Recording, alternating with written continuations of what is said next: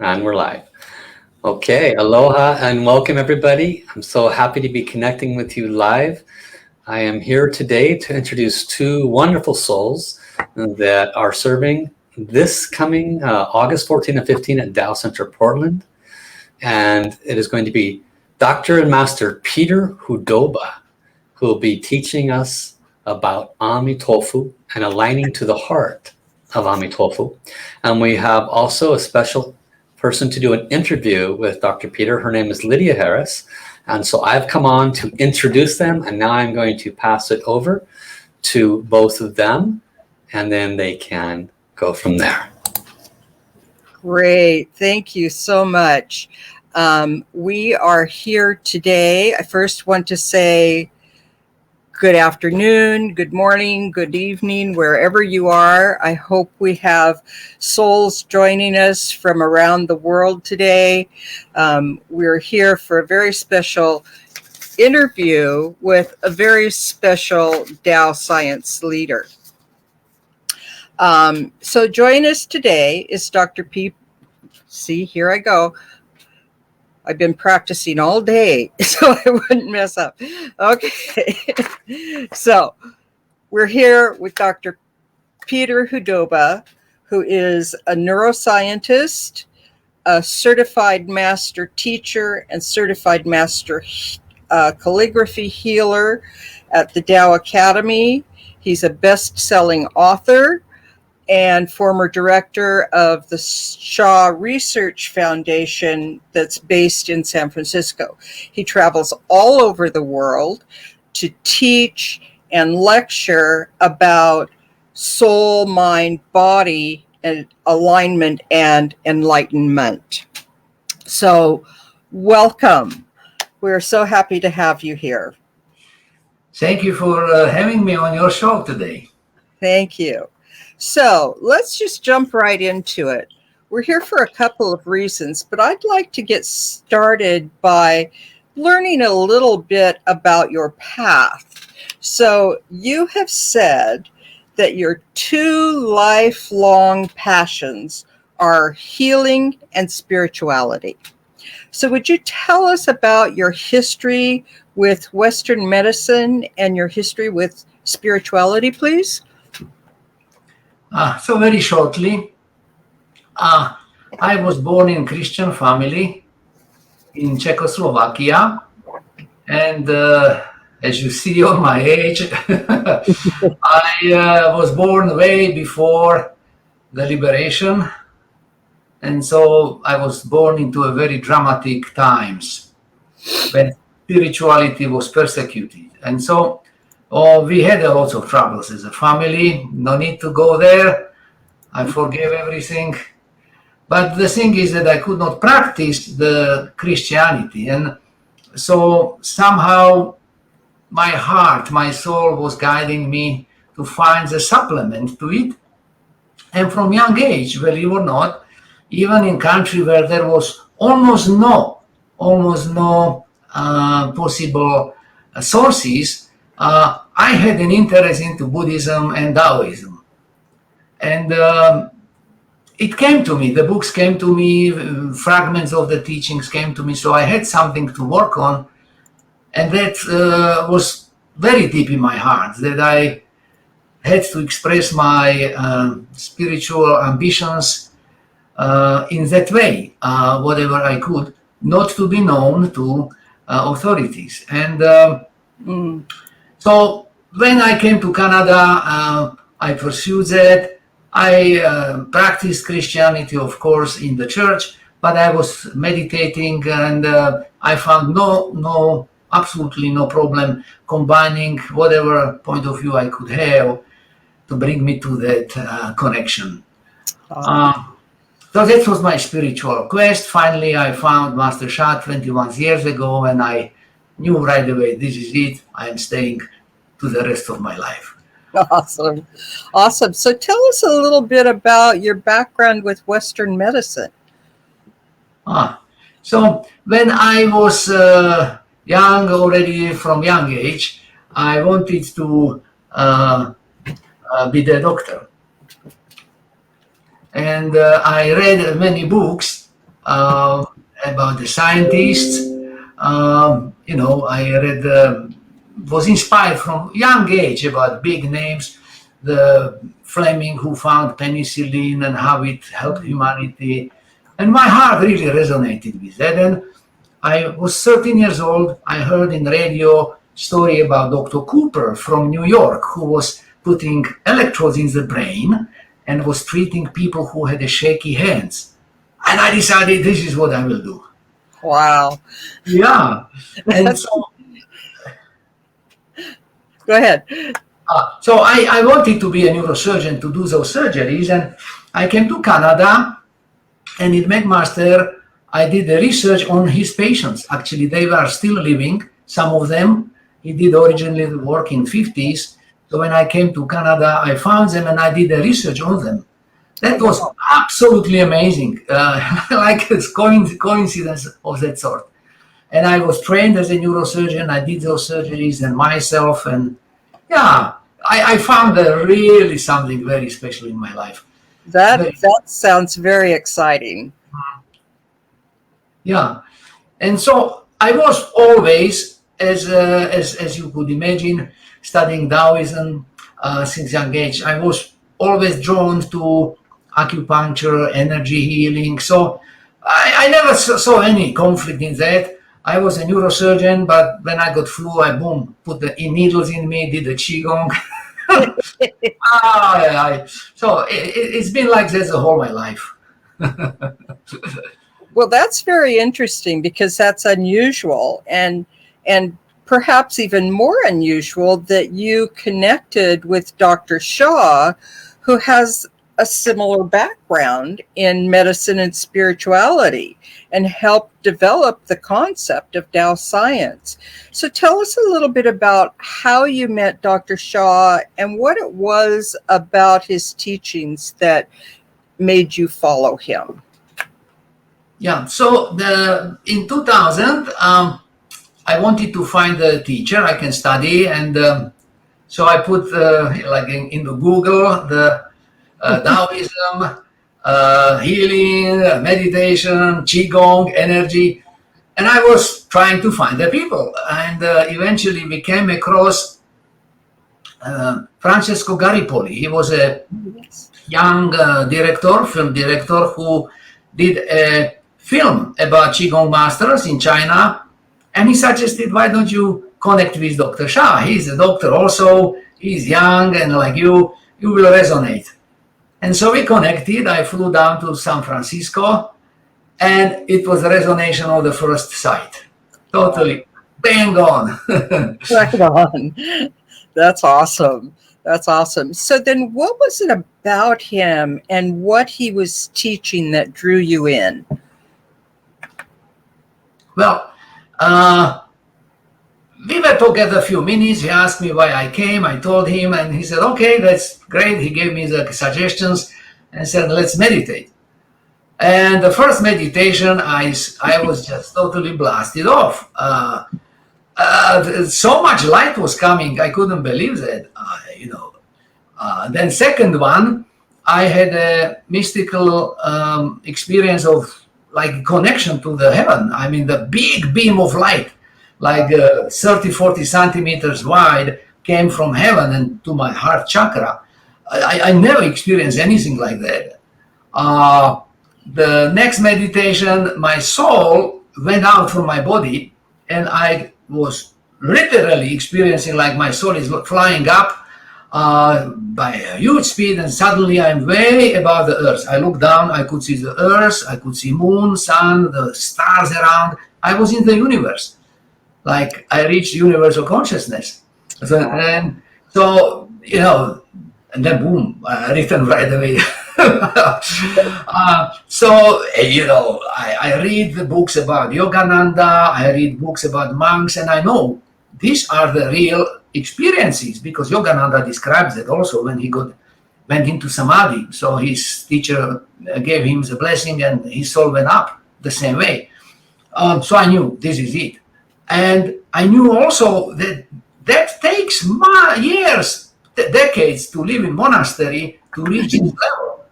And I am with this man 10 minutes, and this is happening. Oh, this is a very special person. I'm staying. Wow. Yeah, I can understand that. That's so powerful. We're really happy you could share that story. I know that you wrote about that in your book, My Soul Enlightenment Journey with Master Sha. And one of the things you said is that this whole process can be a model for enlightenment of any spiritual being. So, was that one of the things that got you excited about doing this, that you can help so many people? Oh, yes, absolutely. That was my passion since I was a little child. I wanted to be doctor. I wanted to help people when they are ill. And I was really concerned when people were suffering. The life was not easy in our country. No. Those days. Yeah, I wanted to make a change. I wanted to do something like Fleming, for example. He discovered the penicillin and the millions of lives were saved. I wanted to do something like that. That's awesome. New operation that can save people's life. And so when I found out that with the spiritual way I can help people even deeper, that really changed me. And there was a case, I met Master Sha and already understood the principle. And then I had a case of the patient who was going on car and came to hospital and had a bleeding to the brain from car accident. I saved that person through the brain surgery. And then 3 months later, the person comes again. And that time had a fractured spine from another car accident. And I saved that person from paralysis by surgery. And so, my goodness, I realized, wow, I can save one life, but one time, how many times I will be fixing, there must be something I can change for the person that no other accident will come. And Master Sha gave me that opportunity. So that's when you really started combining the two. That's a really interesting way to come to this, through your medical practice and then adding the spiritual to enhance that. Let's go on to the next question. In your best-selling book, Shen Medicine, Changing Messages of Illness to Health, as told by a neurosurgeon, you discuss the relationship between traditional Western medicine and spiritual teachings. So you say that Shen medicine is a message medicine. What does that mean? Okay, great question. So let me ask both aspects of it.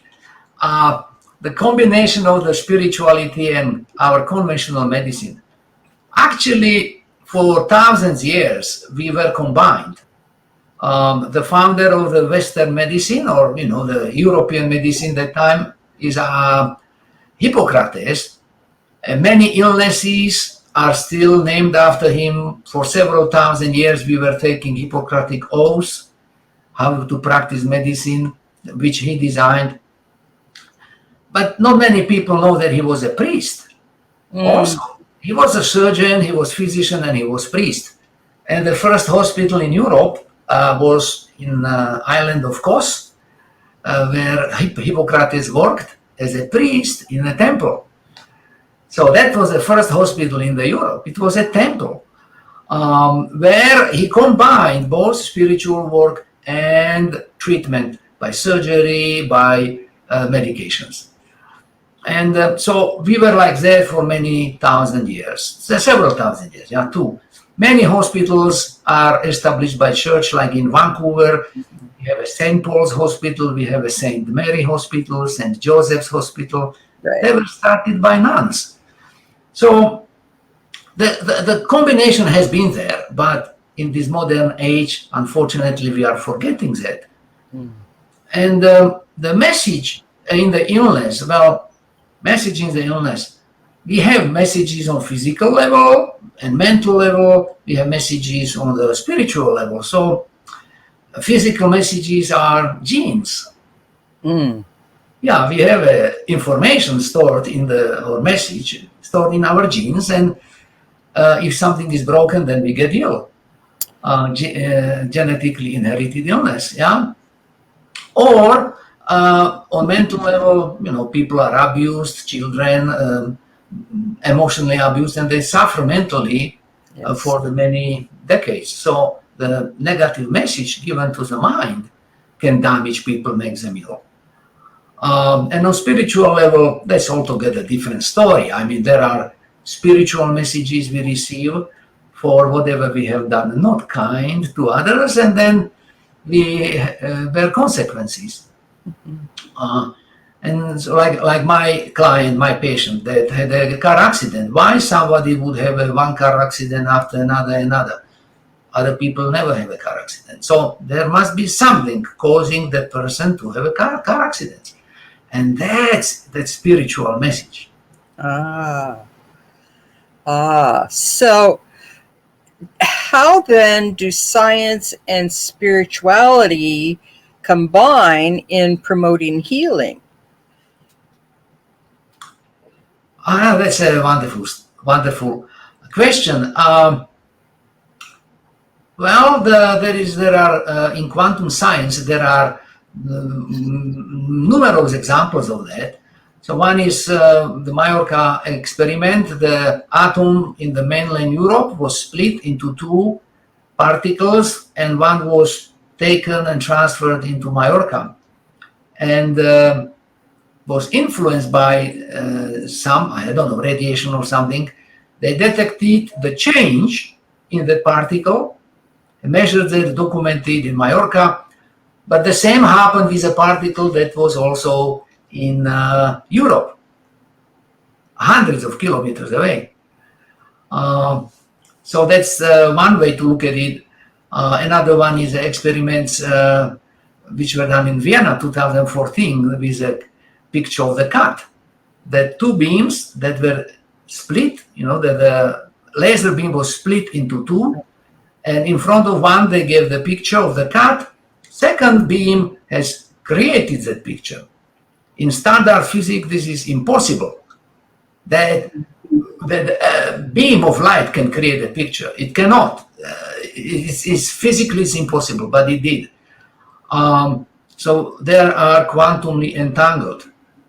So when two things are quantumly entangled, what happened to one happened to another. And that is the cause of the illness on the spiritual level. If we did something unpleasant to someone and that person has an illness as a consequence of our action, we are quantumly entangled and we are going to experience something similar. So then how do you put this together to, how do you put that connection together with the medical to heal people? Well, simply, let's say we do a surgery, everything we done according to standard conventional principles. Of course, modern medicine has done phenomenal advancements. What we can do now is just unbelievable. Change the heart, unbelievable. So at any rate, so when we do that, we apply conventional medicine, but on the top of it, we do a spiritual intervention, and then the resolution of the problem for the patient is much faster, much more complete. That makes sense. So now let's get to what's coming up. Next month, August 14th and 15th, you are presenting a workshop in conjunction with the Tao Center Portland, and it's titled Aligning to the Heart of the Tao with Amituofo. You plan to present a blend of ancient teachings and new revelations from Dr. and Master Sha about Amituofo. Will you please tell us about your connection to this highest Buddha?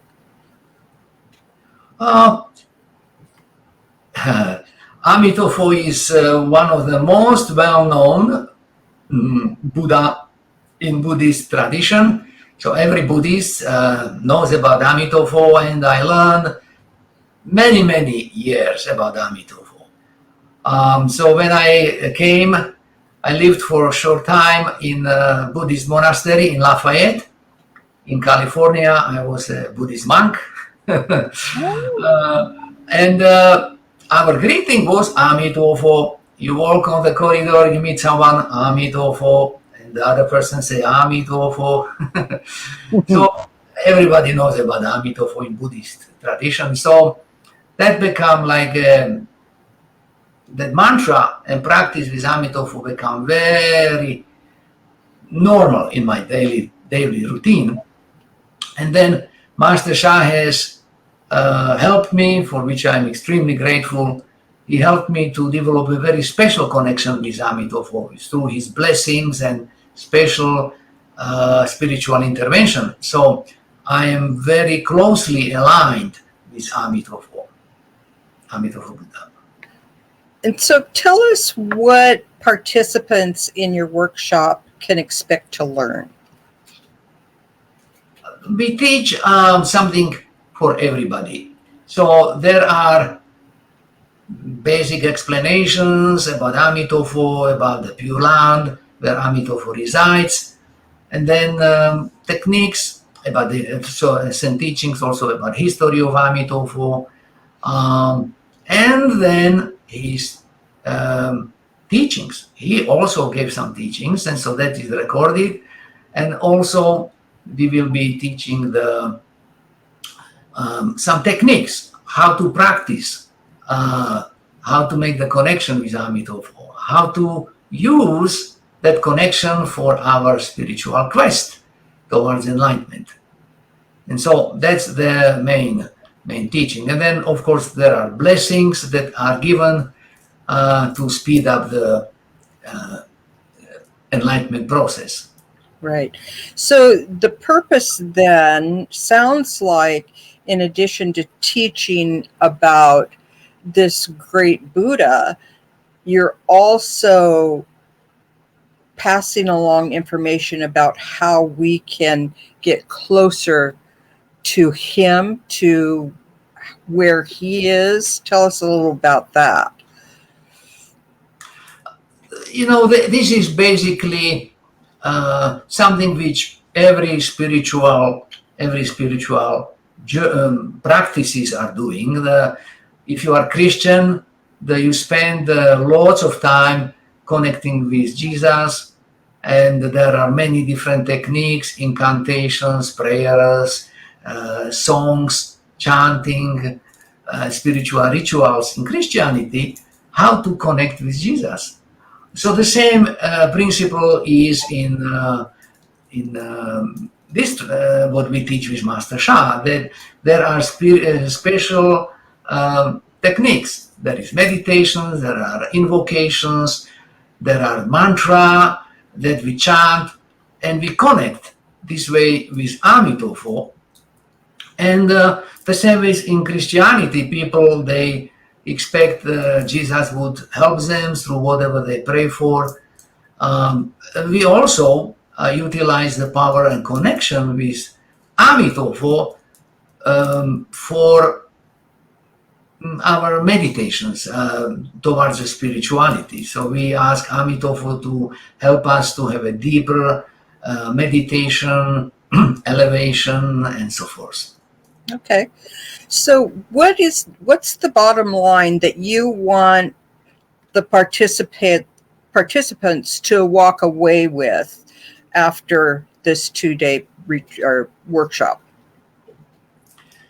First of all, I would like to everyone know who comes, if there are people who, friends who will come, new friends, to know about Master Sha, because the techniques which we are using are his techniques. And also we will be teaching part of the whatever will be done about Master Sha teachings. So that's our goal, that people will know about our teacher, and if they like, they can connect with him, follow the center in Portland, and so that's one of the goals, and to create the awareness.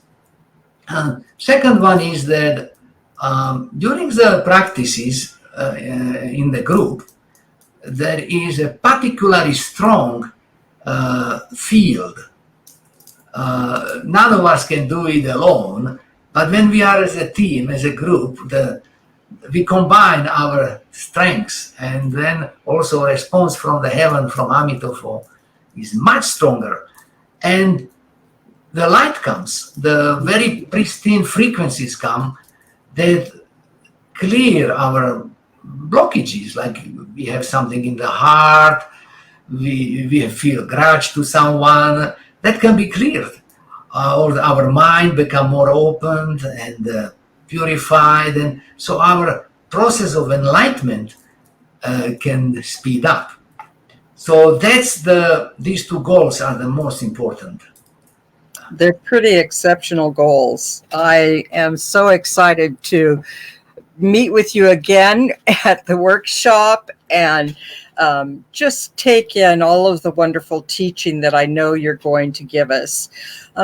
Is there anything else you would like to say before we go? First of all, thank you for taking the time to be with us and helping us with this show. And second, I would like to offer a short song for everyone to enjoy. That's awesome. Please go ahead. To get a taste.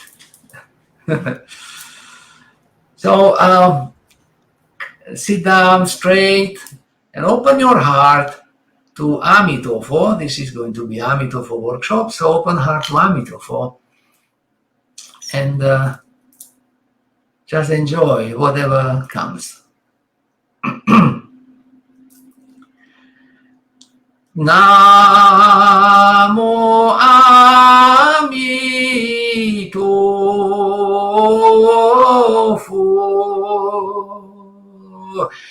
Namo Amituofo.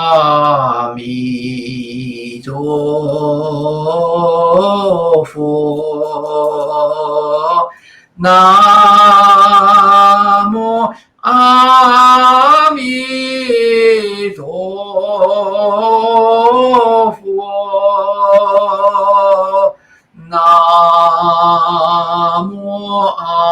Namo Amituofo.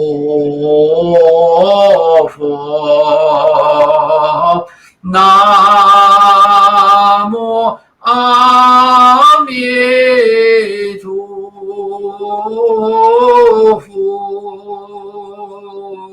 Namo Amituofo.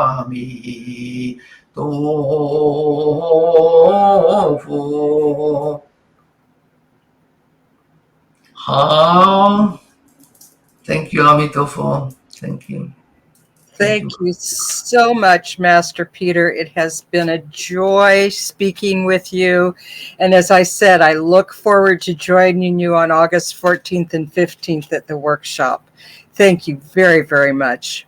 You're a blessing. Yeah, thank you. Thank you. Thank you to our audience. I'm glad you could join us.